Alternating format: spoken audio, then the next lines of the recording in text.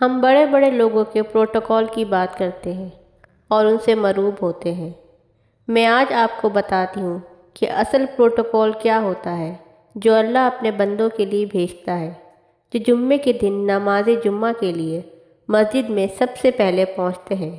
انہیں اللہ کس پروٹوکول سے نوازتا ہے؟ صحیح بخاری کی حدیث نمبر 929 میں رسول کریم صلی اللہ علیہ وآلہ وسلم فرماتے ہیں، جب جمعے کا دن آتا ہے تو فرشتے جامع مسجد کے دروازے پر آنے والوں کے نام لکھتے ہیں۔ سب سے پہلے آنے والا اونٹ کی قربانی دینے والے کی طرح لکھا جاتا ہے، اس کے بعد آنے والا گائے کی قربانی دینے والے کی طرح، پھر مینڈے کی قربانی کا ثواب رہتا ہے، اس کے بعد مرغی کا، اس کے بعد انڈے کا۔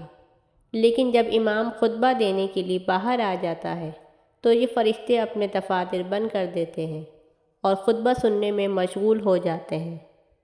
ہم میں سے کتنے ہی ایسے لوگ ہیں جو پہنچتے ہی نماز کے وقت ہیں۔ اگر ہم نماز سے آدھا گھنٹہ پہلے یا 1 گھنٹہ پہلے وہاں پہنچ جائیں تو اونٹ کی قربانی کا ثواب بھی مل جائے اور خطبہ سننے کا بھی۔